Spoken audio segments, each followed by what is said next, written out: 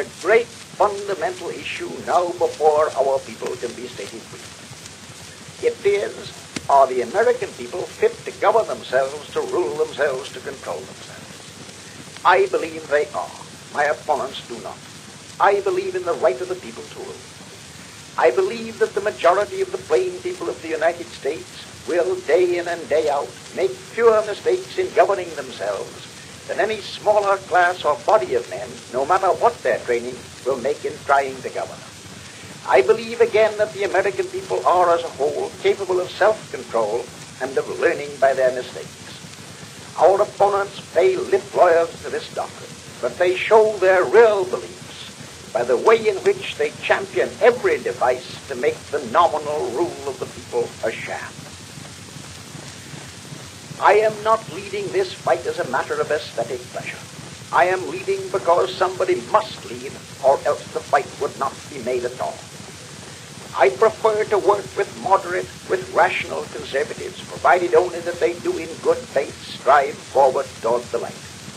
But when they halt and turn their backs to the light, sit with the scorners on the seats of reaction, then I must part company with them. We, the people, cannot turn back. Our aim must be steady, wise progress. It would be well if our people would study the history of a sister republic. All the woes of France for a century and a quarter have been due to the folly of her people in splitting into the two camps of unreasonable conservatism and unreasonable radicalism. Had pre-revolutionary France listened to men like Turgot and backed them up, all would have gone well. But the beneficiaries of privilege, the Bourbon reactionaries, the short-sighted ultra-conservatives, turned down Turgot and then found that instead of him they had obtained Robespierre. They gained 20 years' freedom from all restraint and reform at the cost of the whirlwind of the Red Terror, and in their turn the unbridled extremists of the terror induced a blind reaction. And so, with convulsion and oscillation from one extreme to another, with alternations of violent radicalism and violent Bourbonism, the French people went through misery toward a shattered goal.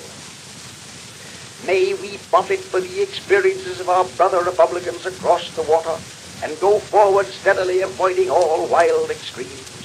And may our ultra-conservatives remember that the rule of the Bourbons brought on the revolution. And may our would-be revolutionaries remember that no Bourbon was ever such a dangerous enemy of the people and of freedom as the professed friend of both Robespierre. There is no danger of a revolution in this country, but there is grave discontent and unrest, and in order to remove them there is need of all the wisdom and probity and deep-seated faith in and purpose to uplift humanity we have at our command. Friends, our task as Americans is to strive for social and industrial justice achieved through the genuine rule of the people.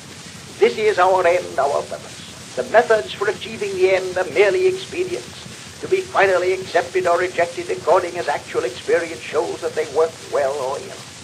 But in our hearts we must have this lofty purpose, and we must strive for it in all earnestness and sincerity, or our work will come to nothing. In order to succeed, we need leaders of inspired idealism, leaders to whom are granted great visions, who dream greatly and strive to make their dreams come true, who can kindle the people with the fire from their own burning souls. The leader, for the time being, whoever he may be, is but an instrument to be used until broken and then to be cast aside.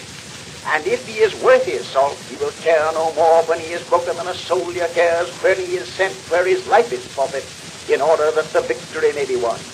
In the long fight for righteousness, the watchword for all of us is spend and be spent.